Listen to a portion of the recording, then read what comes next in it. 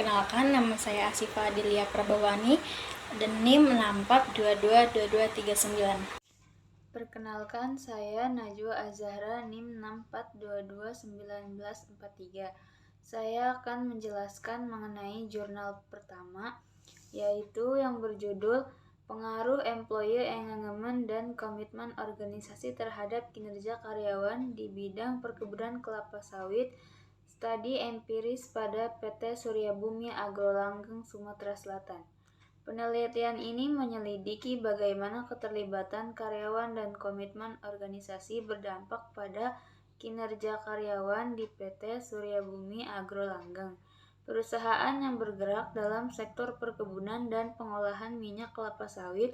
PT Surya Bumi Agro Langgeng mengalami kesulitan untuk mencapai target produksinya, terutama karena atasan tidak menanggapi dengan baik umpan balik dari bawahan.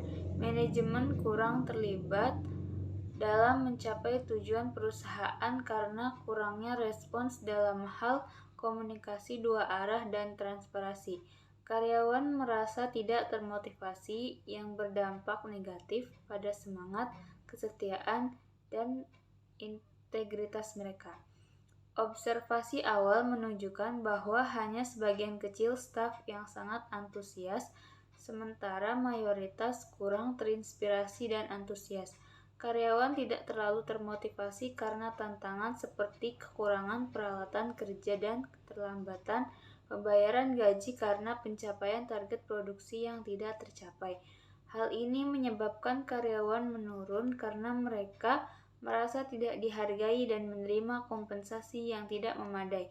Perusahaan harus menciptakan lingkungan kerja yang lebih baik dan memperbaiki cara manajemen dan karyawan berkomunikasi untuk meningkatkan hasil. Berikut adalah ringkasan dari isi jurnal tersebut. Tujuan penelitian dari jurnal pertama yaitu untuk melihat bagaimana keterlibatan karyawan dan komitmen organisasi mempengaruhi kinerja karyawan di PT Surya Bumi Agro Langgeng, sebuah perusahaan yang bergerak di bidang perkebunan dan pengolahan minyak kelapa sawit. Penelitian ini juga menyelidiki sejauh mana keterlibatan karyawan berkontribusi pada semangat, motivasi, dan produktivitas mereka, serta bagaimana komitmen organisasi berdampak pada loyalitas, integritas, dan kinerja keseluruhan karyawan. Saya akan membahas judul jurnal yang kedua, yaitu Pengaruh Manajemen Kinerja dan Kompensasi Terhadap Kualitas Pelayanan Kesehatan pada Rumah Sakit Advent Bandar Lampung. Ringkasan isi jurnalnya adalah Rumah Sakit Advent Bandar Lampung (RSABL) adalah fasilitas kesehatan yang menawarkan layanan medis secara lengkap dan paripurna. Dengan 180 tempat tidur dan fasilitas yang terus berkembang, RSABL dapat merawat sehingga 900 pasien rawat jalan setiap hari. RSABL saat ini beroperasi sebagai rumah sakit tingkat 2 atau rumah sakit Type C yang telah terakreditasi dengan predikat pengobatan Advent Bandar Lampung yang paripurna oleh Komisi Akreditasi Rumah Sakit KIRS dan menjalankan perawatan kesehatan untuk pasien rawat jalan. Untuk pengobatan Tanjung Karang adalah nama awal dari RSABL Bandar Lampung pada tahun 1964. Pada 1 Desember 1994, berubah menjadi rumah sakit. Sebagai penyedia layanan kesehatan, RSABL bertanggung jawab untuk mempertahankan kompetisi dan meningkatkan fasilitas kesehatan secara profesional. Oleh karena itu, kompensasi pegawai dan manajemen kinerja menjadi komponen penting yang harus diperhatikan. Untuk tujuan penelitian dari jurnal ini adalah tujuan penelitiannya menunjukkan bahwa kualitas pelayanan di Rumah Sakit Advent Bandar Lampung (RSABL) sangat dipengaruhi oleh kompensasi dan manajemen kinerja. Berdasarkan temuan ini, RSABL harus menerapkan sistem evaluasi kinerja yang berkala yang memungkinkan umpan balik konstruktif dan penghargaan untuk kinerja yang baik. Program pelatihan dan pengembangan karyawan juga harus ditingkatkan untuk menjaga dan meningkatkan kemampuan mereka. Penggunaan teknologi manajemen kinerja seperti perangkat lunak khusus dapat dengan lebih efektif untuk melacak dan menganalisis kinerja karyawan. Di sisi kompensasi, RSABL harus melakukan survei gaji secara berkala dan mengubah hasilnya untuk memastikan struktur gaji mereka kompetitif. Untuk jurnal yang ketiga adalah pengaruh kompensasi dan motivasi terhadap kinerja karyawan. Ringkasan dari jurnal ini adalah sumber daya manusia sangat penting untuk mengelola dari dalam organisasi terutama di era globalisasi yang menuntut kompetensi tinggi. Perencanaan SDM yang matang dan kompensasi yang sesuai sangat berpengaruh pada peningkatan kinerja karyawan. Kompensasi yang tepat harus mencakup gaji selain bonus, insentif, dan tunjangan lainnya yang berpengaruh pada perilaku dan motivasi karyawan. Penelitian ini menunjukkan bahwa kompensasi yang adil dan sesuai dengan kemampuan, pendidikan, dan tanggung jawab pegawai dapat mengurangi kecemburuan antara karyawan dan meningkatkan kesadaran serta tanggung jawab kerja. Motivasi yang dipengaruhi oleh berbagai faktor seperti loyalitas, tuntutan hidup, dan target pribadi juga memainkan peran yang pada gilirannya meningkatkan kinerja individu dan organisasi. Untuk meningkatkan kinerja yang efektif dan efisien, motivasi kerja harus diarahkan dengan benar. Ini karena motivasi yang salah arah dapat menyebabkan tindakan tidak jujur seperti sabotase terhadap rekan kerja. PT Indoraya Internasional di Yogyakarta berusaha meningkatkan kinerja karyawannya dengan mempermudah perencanaan kerja dan meningkatkan disiplin. Namun masalah tetap ada, terutama jika sumber daya manusia tidak bekerja secara efektif dan efisien, atau jika kompensasi dan motivasi tidak sesuai dengan harapan yang dapat menghambat kinerja perusahaan. Untuk tujuan penelitian dari jurnal ini adalah perusahaan harus memastikan kompensasi yang adil dan sesuai dengan harapan karyawan serta mengelola motivasi kerja dengan baik. Dengan demikian, kinerja karyawan dapat ditingkatkan secara efektif dan efisien, yang pada gilirannya akan meningkatkan produktivitas perusahaan. Jika kedua faktor ini dikelola dengan baik, biaya dan waktu untuk produktivitas dapat ditekan sehingga meningkatkan efisiensi operasional perusahaan.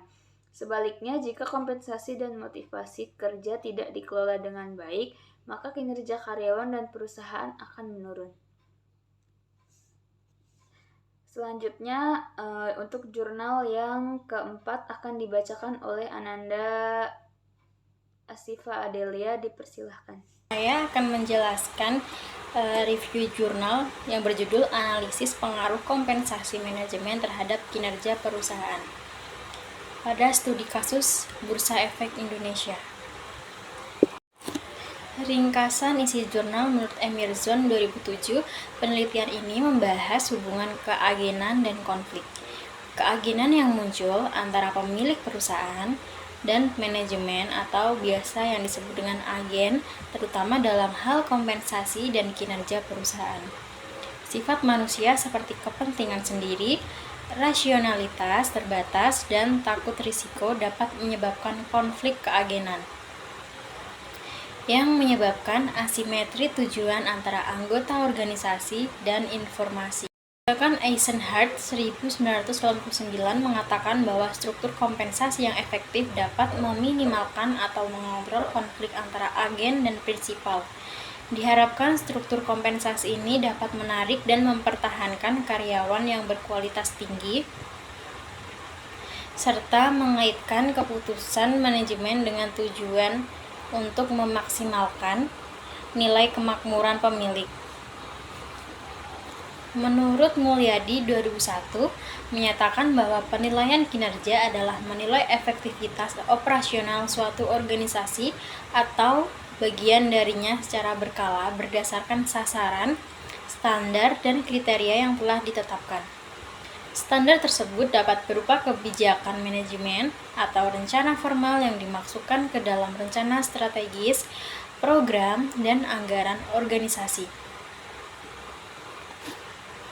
Dalam upaya meningkatkan nilai perusahaan, manajemen harus berusaha untuk menjaga perusahaan agar tetap hidup dan memastikan bahwa kinerjanya terus berkembang. Perusahaan yang mampu bertahan di tengah persaingan menunjukkan kriteria yang berkelanjutan. Nah, tujuan dari penelitian tersebut menunjukkan bahwa kompensasi tinggi tidak selalu berkorelasi dengan peningkatan kinerja perusahaan. Hal ini mengindikasikan bahwa faktor lain seperti efisiensi operasional, manajemen aset juga memainkan peran penting dalam menentukan profitabilitas perusahaan.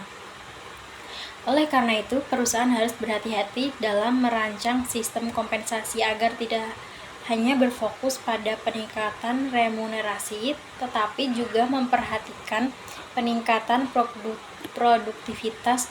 Oleh karena itu, perusahaan harus berhati-hati dalam merancang sistem kompensasi agar tidak hanya berfokus pada peningkatan remunerasi, tetapi juga memperhatikan peningkatan produktivitas dan efisiensi operasional. Yang kedua, ada pengaruh kompensasi terhadap kinerja karyawan di PT Global Media atau PT GM. Nah, ringkasan isi jurnal ini adalah pekerjaan adalah cara untuk memenuhi kebutuhan hidup manusia seperti makan, minum, pakaian, rumah, dan kebutuhan sosial. Mereka dapat berwirausaha atau bekerja untuk perusahaan dan bekerja secara mandiri. Nah, karyawan yang bekerja untuk perusahaan menerima kompensasi atau gaji sebagai balas jasa yang telah ditentukan sebelumnya.